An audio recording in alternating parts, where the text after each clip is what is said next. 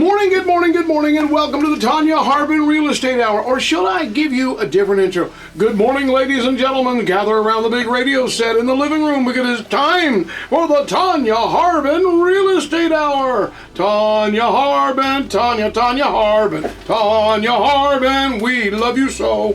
Good morning, Tonya. Good morning, Rudy. It's always a pleasure having you in the studio with your smiling face, and you never know who you're going to bring with you. And I always have 1,000,001 questions, but I have this question: how is the real estate business doing? Because I see your signs everywhere. Well, it's been really busy this year. So lots of houses on the market, lots of houses to choose from. Rates are down somewhat, so it's a good year. It looks like the rates are coming down, and finally they're getting along up there in the DC area, and seems like we're going to have probably maybe a little bit more dip in the prime lending rate. If that happens, what happens to the housing market? Do you have more sellers or more buyers? Because it's never been enough sellers for enough homes for sale.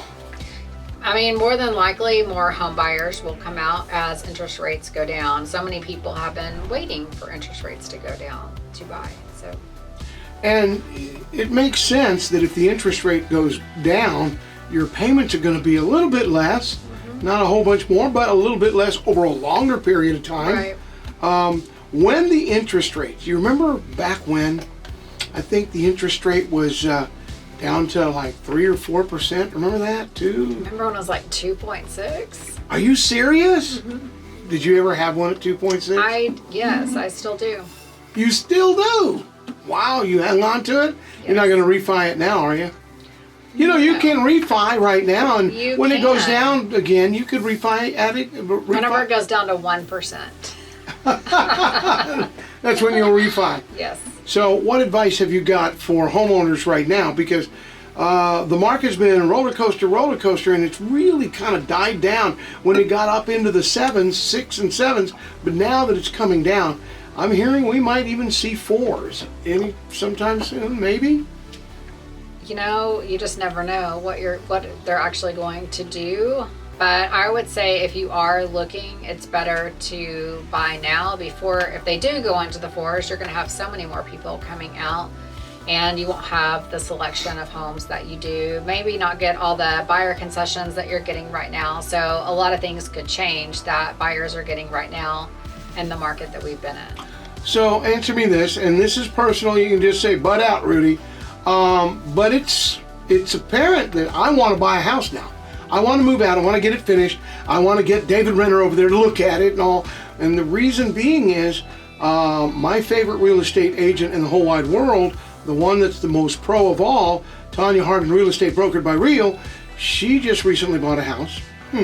Half her staff nearly bought it, are out there buying homes. You have Amanda that works with you, and I believe she's getting into a house as well. How many other people in your office are right now making their way into homes all throughout? I mean, you've got a huge staff, but it can't be nearly all of them, is it? I think we've had 3 or 4 people so far this year selling their personal houses for different reasons. You know, some people have moved out of town. Some, like Amanda, are building a house. So, all different reasons. Wow.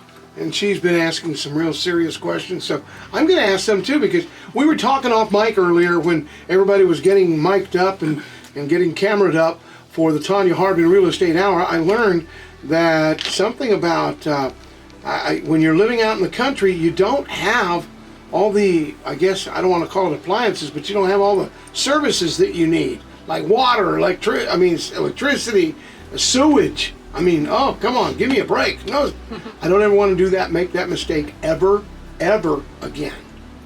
You know what that mistake was? What? I did not know that the house that I was buying was not on city sewer, but had septic tanks. And then after living in it for a couple of months with 5 daughters and 3 sons, and next thing you know, I'm hearing gurgling noises, and they're going, Dad, the house stinks, and this is coming up out the bathroom. I was like, oh no, what is that? And so I called the plumber. The plumber says, I can't help you. You need to call somebody that can take care of your septic tanks. And that's why I say septic tanks, because they're evil. So, yeah. So now that you've moved out to the country, you know what a septic tank is? Yes, well, we had a septic tank at our last house too. Oh, did you really? Yeah, most of the houses outside of city limits are septic tanks. And There's a few subdivisions that have city sewer, like Remington Estates, but a lot of them are septic tanks. Really? And I mean, is there a way to take care of them? You just have to get them pumped every once in a while. All right, then bring that big old truck. Yeah, I knew. Although so many times I go to a house to list it and they've never pumped their septic. I mean, so. Yeah, they got the lateral lines. And that's why we have David Renner in the house on the mic, busting a move, kicking it live. How about it, David? Good morning. Have you ever lived in a house that has a septic tank? I do now. Oh, do you really? Yes, sir. Do you pump it out yourself? You look like one of those guys like, I'm going up to pump the Really? septic right now. That's something I'm not going to do myself. Really? Oh yeah, Why not? Is it hard work or? maybe, but what are you Okay, going to do with it? I don't know. What do you do with it? You open up the sewer line and put it in there, but there's not one, is there? But if you have a tank out back, no, never mind. We're going to go swimming in that. All right, so Renner inspection. I mean, is that something you guys look at? I mean, We do. Is there problems there? Yes, of course. But don't you think like the newer septic systems are better than the horror stories that you hear about from a long time ago? Yeah, so generally yes. To answer your question, we're talking two different types of septic system. We're talking a traditional system, maybe what you had, Rudy, and the newer type is 32 years ago. Right, and a newer type would be typically an aerobic system. Okay. What is that? Aerobic is still a couple tanks in the ground that collect the wastewater from the house. It treats it with air, has a little air pump.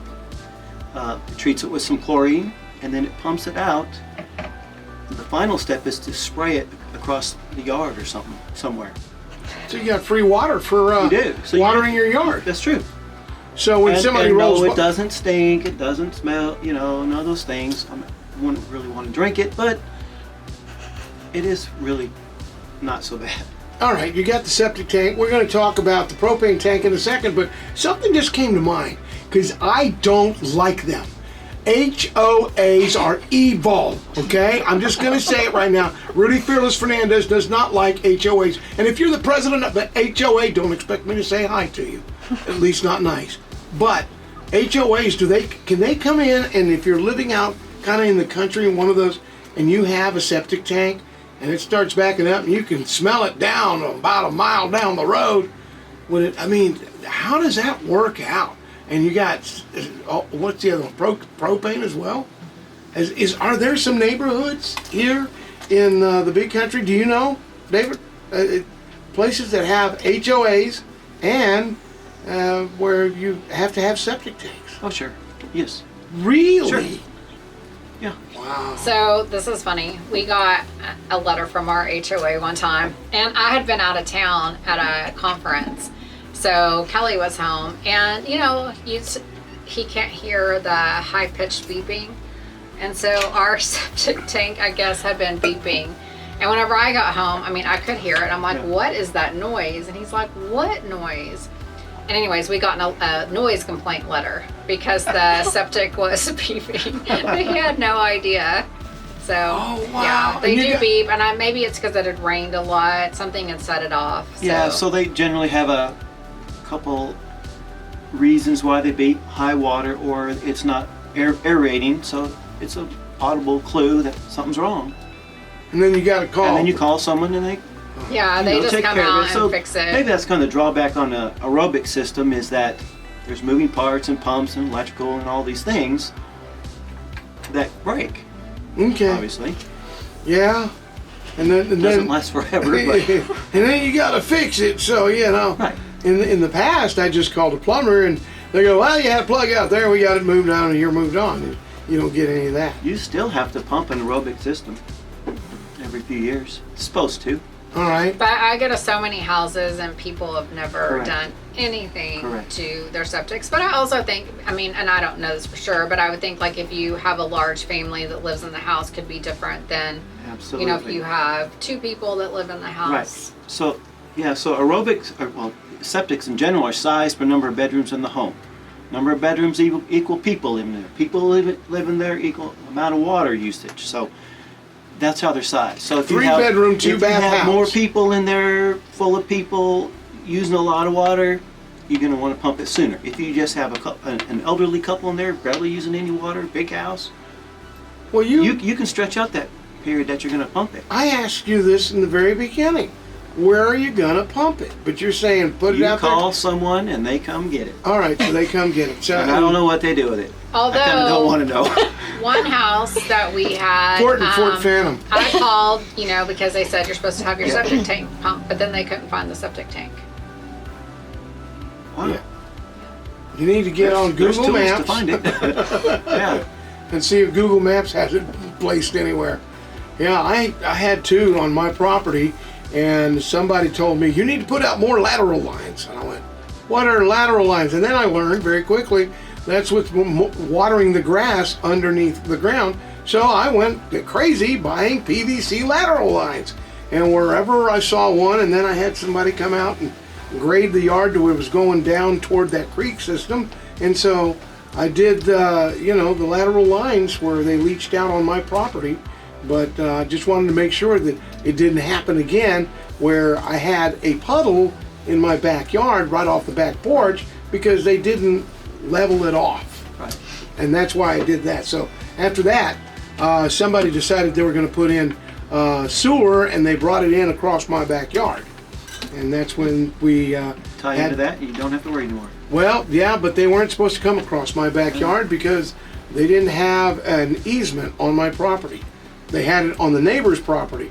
They couldn't get on his property because there was too much mesquite and cedar out there. So, Oh, so now you don't have septic. no, I don't have septic. They're still there. Yeah. They're underground, and they filled them with dirt or something, and then just covered them up and said, you're done with it. The other thing I've got is, now let's talk about this. You're living out in the country. You're buying a house. How about that propane tank? And like I overheard y'all talking before the show started, because half the Tonya Harbin team's moving out to the country, or you already lived in the country anyway. Out in their compounds. Yeah, on the compound. Man, I can hardly wait. Will you help me put one together, please, Tonya? Yes, I will. You're my favorite real estate agent in the whole wide world. My son-in-law said, you get some land, I'll be the first one to move. I said, you can pick whatever side of the compound you want to be on. But I have where I live, because it was only 2 or 3 houses out there back in the day, it didn't have propane, it was all electric. So I had a friend that owned the propane company here and said, I'll put you one in. He came out with a backhoe, dug it up, put a propane tank down there. I've never used it. I never had it plumbed. It's total electric, you know. What was I gonna do? Run it for a cooktop? I didn't even have that. So if you were to come and inspect the house, what do you do with a propane tank like that? Leave it alone? That one, not a thing. All right. Is there any propane even in it? No, it's Yeah, just see, been, Just a decoration. It's just kind of like it's my kitchen. unused. but it's buried in the ground. Right. And Can't- the can't only do thing anything. that it's got a little cap on the top of it, and so yeah, that's why I was going. Hey Tonya, you want one that you can bury in the ground? Yeah. All right. So mine. So yes, propane tanks can either be purchased or leased.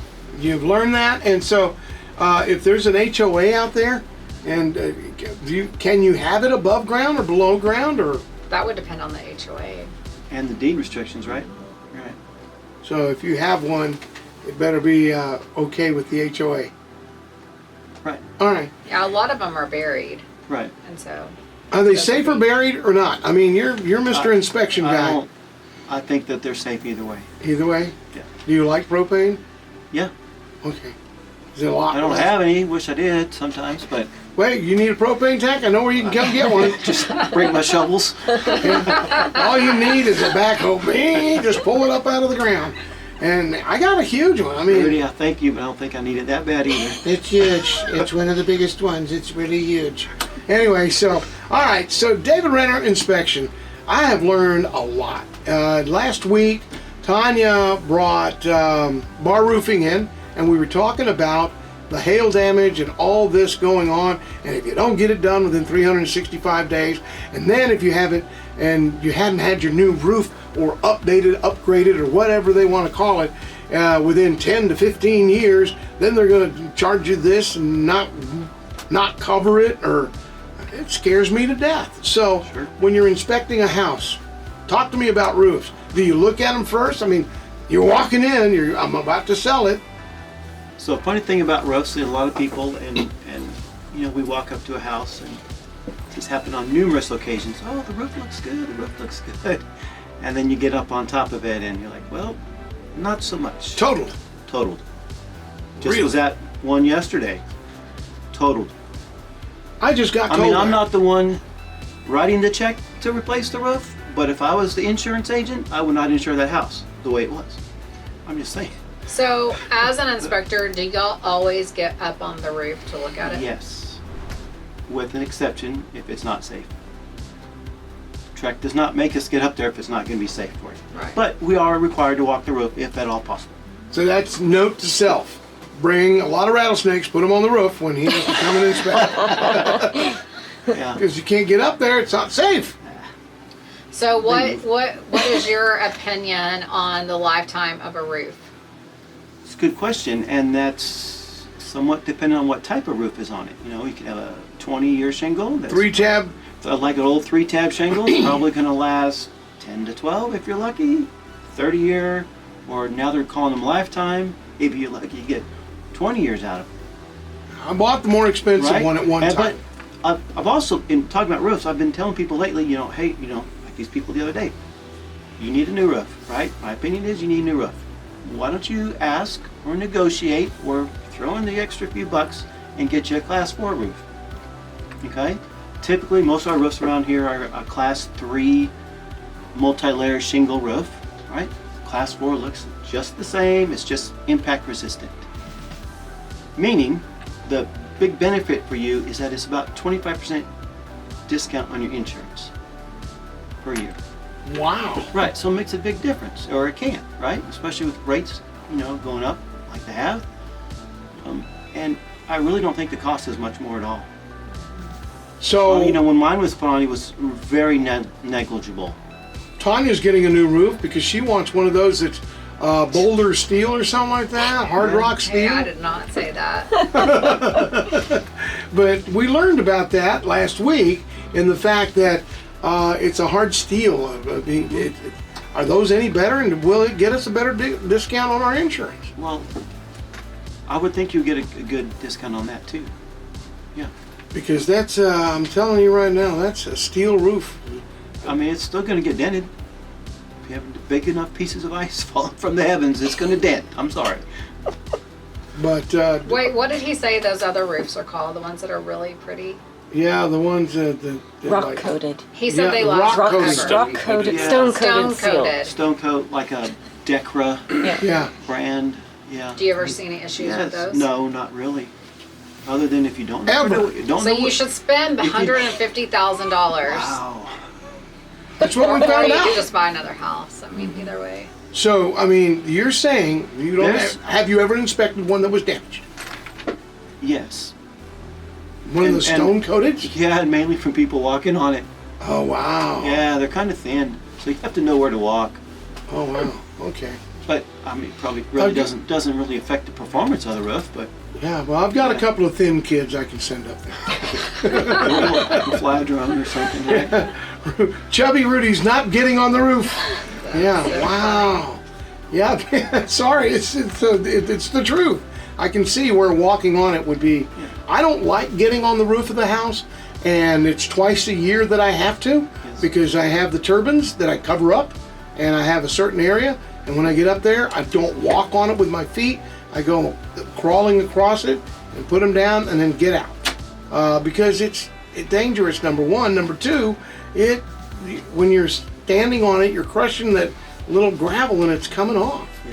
I've seen it, and I've heard it, you know, because I had a tin bucket turned upside down, and I could hear cling, cling, cling. I was like, what is that? It was the rocks coming off. All right. So with roofs, sometimes they're older. Yes. Do you recommend then that they have that replaced? I mean, if it's a 20, 25-year-old roof Not and it's never been necessarily. replaced? Not necessarily. I mean, it's could be performing like it's supposed to. You know, it's just older, has some wear, losing some of the granules on it, but if it's good, it's good.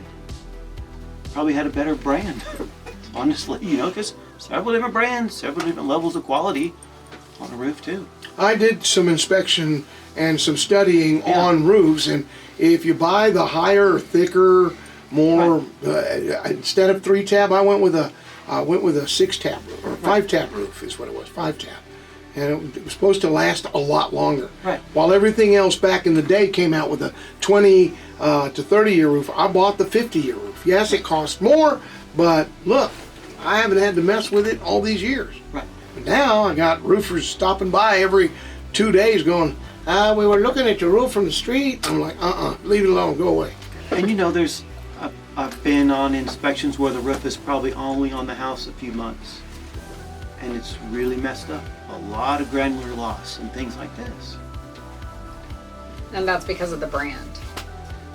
Or maybe not so much the brand, but a manufacturer defect, or those shingles were sitting out in a lot somewhere, just cooking on the ground for who knows how long.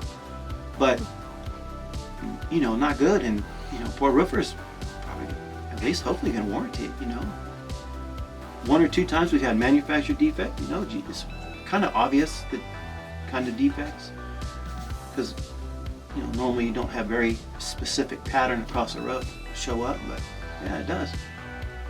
Okay, so this may be a dumb question. So class 4 roof is supposed to be hail resistant. Yeah, Is it always hail resistant? it's impact resistant, not proof. Okay, well, because my question was going to be, I mean, if you have that, I mean, so then if you never get hail damage, I mean, then how do you ever get it replaced? I mean, unless you're just paying for it. Right. I mean, when it starts to get old, you kind of hope for a hailstorm, right? That's what we do around here. Right, but if it's impact resistant, Then maybe you outlive it. Okay, but the question, I mean, I'm just like, well, I not mean, the answer most she people, wanted. they wait for a hailstorm Yeah. to replace the roof. So I'm just was wondering, the people that have hail resistant or So, impact. I mean, so then that's the case. It should probably last closer to 30 years. That's a long time for a roof. Yeah, that's true. well, I just know that when we talked with the bar roofing guy, he was telling us that, you know, there are some roofs that can last a lot longer and are more, I guess, impact resistant, Right.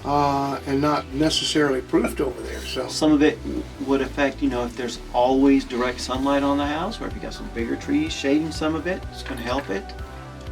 You know, all those factors. that's, and one of those things is also that if you have shade trees and it's over the house, it may be something you need to trim Oh, for quite sure. often. Oh, for sure. I've been up there a lot of times, and I'm saying no closer than 5 to 6 feet from the top of the house. Right. If I can stand underneath it, we got clearance. But because those branches, when the wind blows, Correct. it sits there and rubs and rubs and rubs until you've got no granular protection there.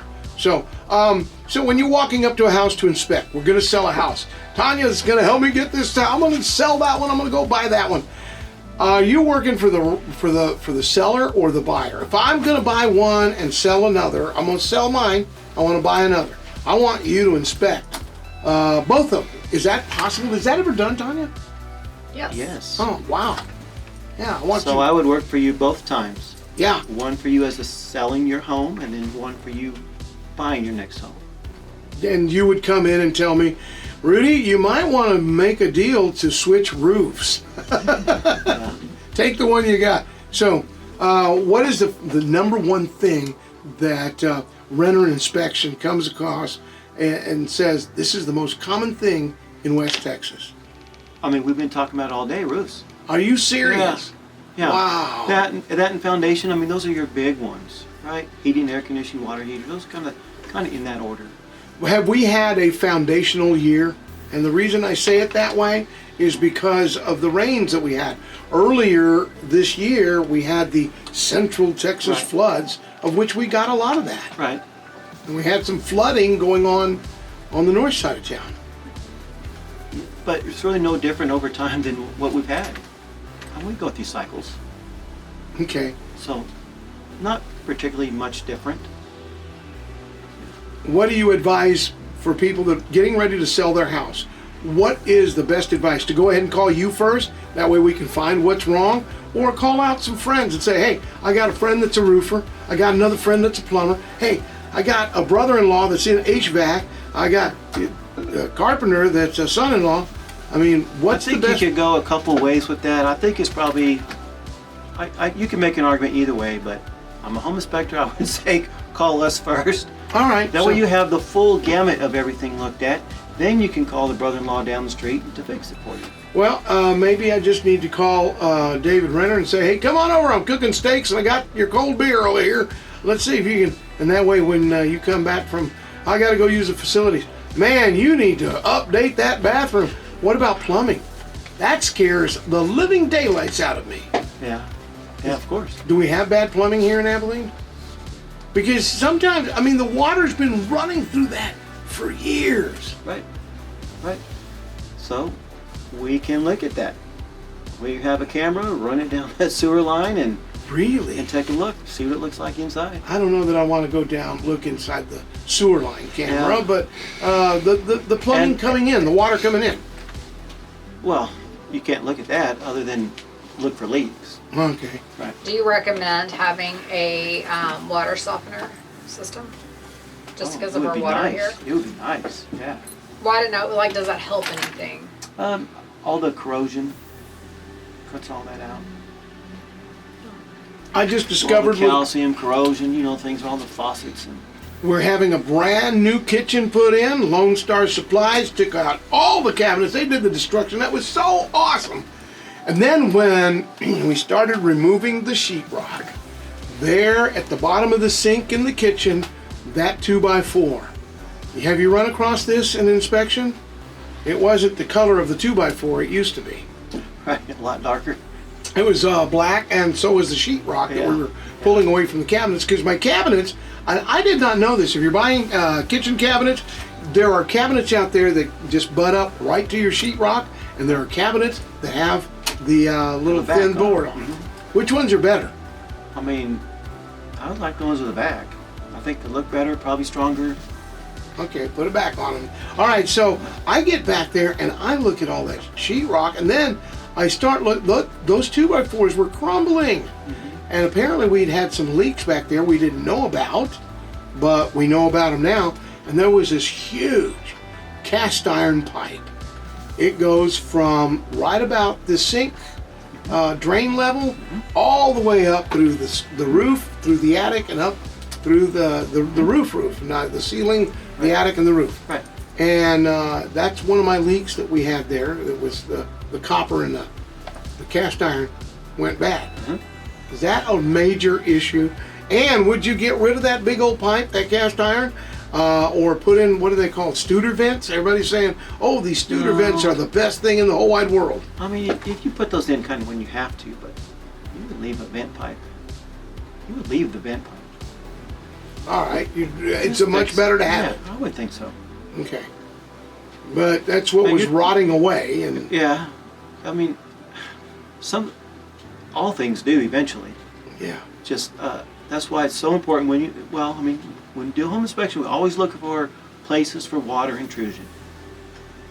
That's pretty key right there. Keep the water out of your house, and then keep things from leaking in the house. All right. So now we got to worry about the roof, we got to worry about the plumbing, and the foundation. How do we know we got foundational problems? Is there a telltale sign for homeowners? Sure, their doors don't close. They're sticking, or big gaps, or they're not latching, or they're walking up and downhill in their room. Brick pulling away from the windows. All kinds of clues like a cracked drywall. You just gave us a whole bunch of stuff to go looking for this weekend. Right. And without further ado, Tonya, have you got any open houses this weekend? I don't want to have to work on my house anymore. Of course we have open houses. All right. Anything so that you don't have to work on your house. Yeah. But if you want to clean, you can always come to mine.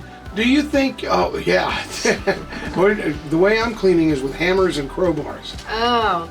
Yeah, you don't want me around. So if you're going to go have open houses, how many homes is Tonya Harbin right now working with? Tonya Harbin, real estate broker by Real? Amanda's like, a lot. A lot? All right. So I'm thinking you probably, do you have close to 50 homes off and on for sale and buying? Oh, yeah, we have a lot more. Do you really? That just blew me away. All right, Mr. Renner, you gonna be busy this weekend? All right, yes. All right, come on over to my house. I got your favorite kind of steak, and we got your favorite kind of beer. Freelicious. Yeah, freelicious. And I'm going to be cooking. All right, if you want to get a hold of David Renner, Renner Inspection Services, plural, RennerInspectionServices.com, or reach them at 829-0146, 829-0146, 325, obviously, Renner Inspection. And without further ado, you want to reach out to the only real estate agent that I trust and I love and I adore, because she is as professional as they come. If you need help or you need answers, Tonya Harbin, Real Estate Broker by Real. She's got the most unbelievable, incredible team. You don't want to go anywhere else. Tonya Harbin Real Estate, brokered by Real. See them at TonyaHarbin.com, TonyaHarbin.com, or Facebook at Tonya Harbin Team. Don't forget to hit the big pink button at TonyaHarbin.com to find out what your home is worth. And in the meantime, do me a favor, start packing. You're going to be moving soon. This is KYYW, Abilene, Texas.